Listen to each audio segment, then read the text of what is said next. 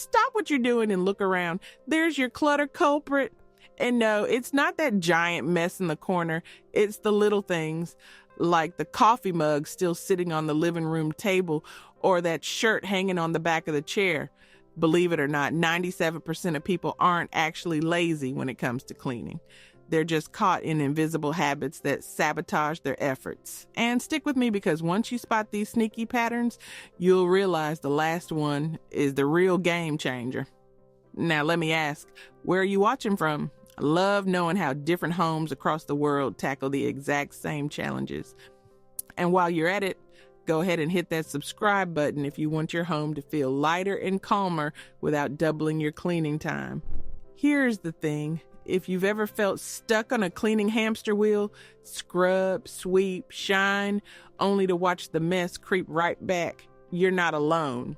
The problem isn't motivation. It's those tiny automatic behaviors that undo all your hard work before you even notice. The chair in your bedroom, for example, doesn't it somehow become the official clothing display rack? Or that mysterious paper pile that starts as one envelope and suddenly evolves into a leaning tower of unopened mail? These are exactly the kind of hidden traps we're going to uncover. Think of it this way. Your home isn't sabotaged by dust bunnies. It's sabotaged by habits.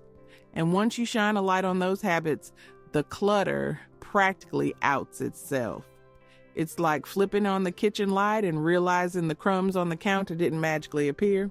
They got there one lazy slice of toast at a time. So, here's what we're going to do together. I'm going to walk you through 10 of the most common habits that silently create chaos. Some are quick wins you can change today.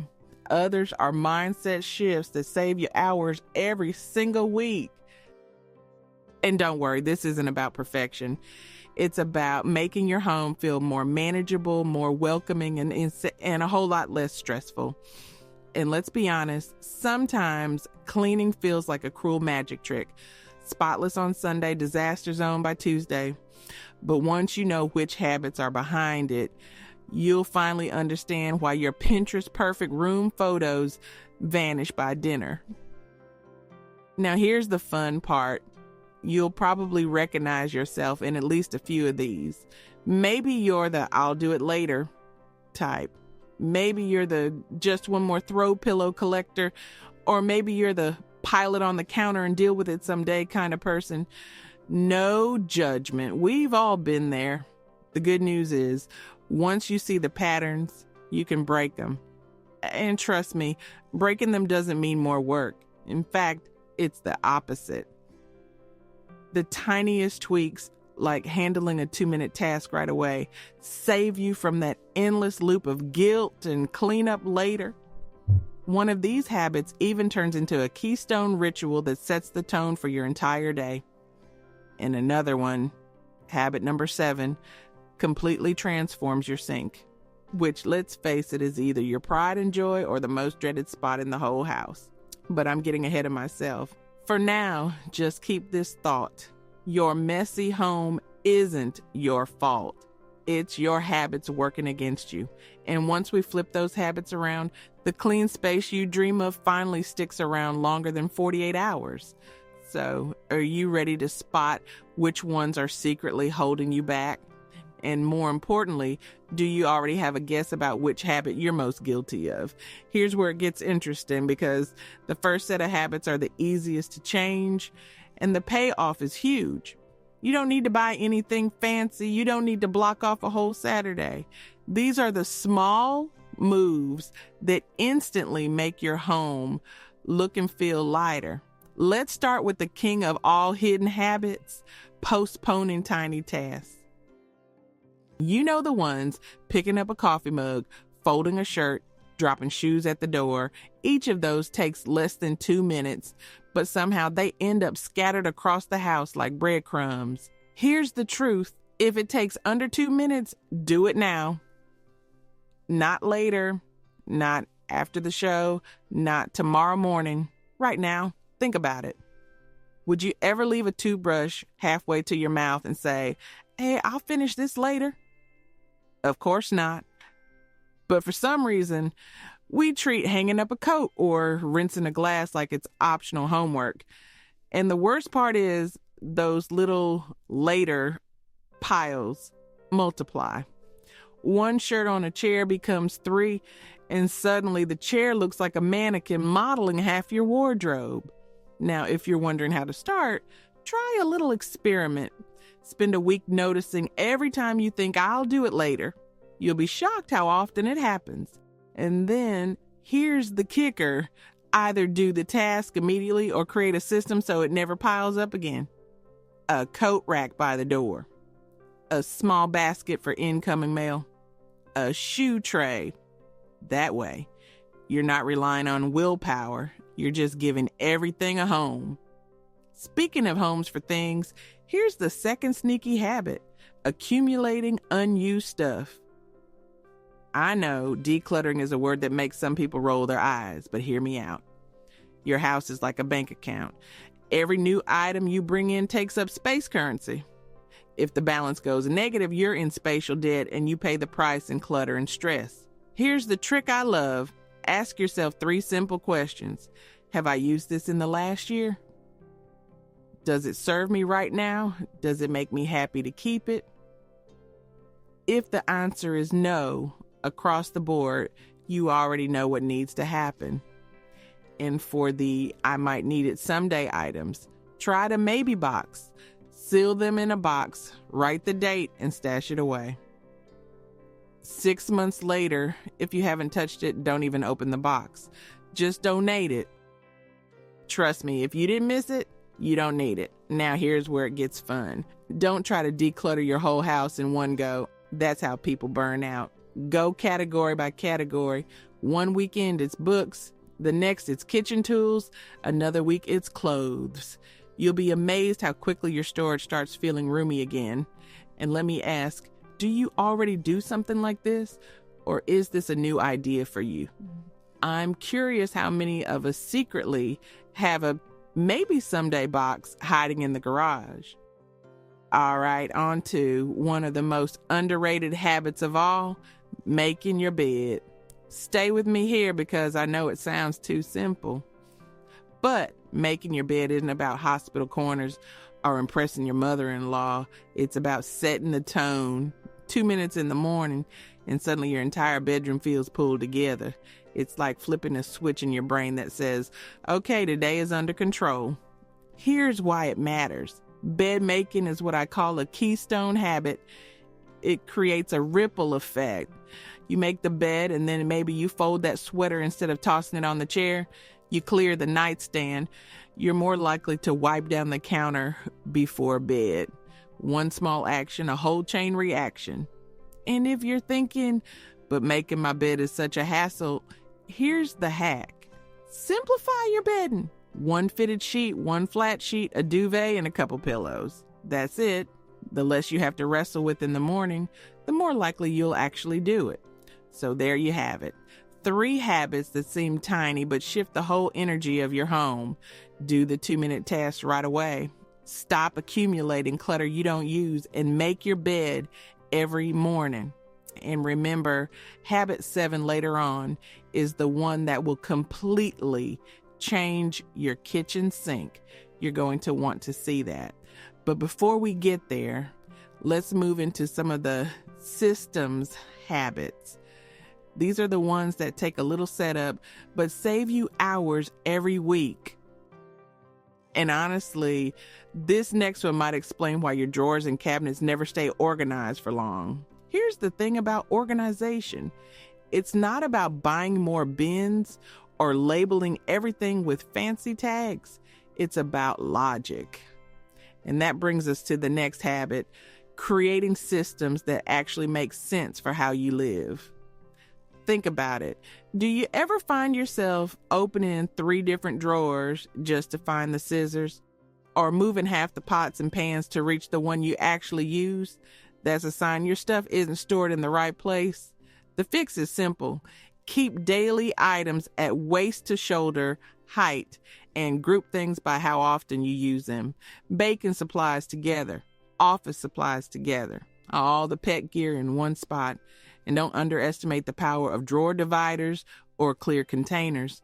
They're not just for people who want their pantry to look like a magazine shoot. They actually save you from mixing up things and hunting around later. The golden rule, whatever you take out should go straight back to its home. No excuses. Now let's talk about another game changer, cleaning strategically. A lot of people burn out because they try to clean and organize their entire house in one marathon session. No wonder it feels impossible. Instead, split your tasks into 2 buckets: maintenance and deep clean. Maintenance is the everyday stuff: loading the dishwasher, wiping counters, quick vacuuming. Deep clean is scrubbing the oven, shampooing carpets, tackling windows. If you mix them together, you'll feel like you're cleaning forever and never finishing. But if you separate them and put them on a calendar, suddenly it's manageable. Here's a trick I swear by: zone cleaning. Focus on one area at a time. Kitchen this week, bathroom next week, living room after that. It's way less overwhelming, and over time, everything gets covered. Also, batch similar tasks. Dust all the surfaces in one go. Vacuum the whole floor in one pass. And please, for your sanity, keep a little cleaning caddy stocked and ready. That way you're not running up and down the stairs hunting for a sponge. And here's the important part: be realistic. Not everyone has a spare 2 hours on a Sunday to deep clean. If 30 minutes is all you've got, then 30 minutes it is. Better a focused half hour than a guilt-filled weekend. Now, speaking of guilt, let's tackle one of the worst clutter culprits: paper. Mail, bills, school flyers, receipts. They seem to breed overnight, don't they? One envelope on the counter somehow grows into a skyscraper. It's not you, it's the system, or lack of one. Here's how to fix it. Set up 3 simple bins or folders: action, file, and discard. That's it. Anything you need to pay, sign, or handle goes in action. Things you must keep, like tax forms, go in file. Junk, straight to discard. The secret is to stop the mess right at the door. Toss junk mail before it ever hits your counter, and give yourself 1 weekly paper date. Sit down, empty the action bin, and handle everything in it. It takes way less time than you think, especially when it's all in one spot. For the stuff you're tempted to keep just in case, think about digitizing. Snap a picture, scan it, save it to a folder. You'll almost never need the paper copy, and suddenly your desk isn't drowning under stacks of mystery envelopes. And can we just be honest here? Everyone has at least one drawer full of papers they pretend doesn't exist. The one you swear you'll get to someday. Well, someday doesn't come unless you give those papers a real system. Now, before we move on, let me sneak in a quick reminder. If this is helpful so far, hit that like button and subscribe so you don't miss the rest of the habits. We're just getting into the really transformative stuff, because up next, we're diving into the habits that hit closest to home, literally. The sink, the counters, and the cleaning supplies under the cabinet.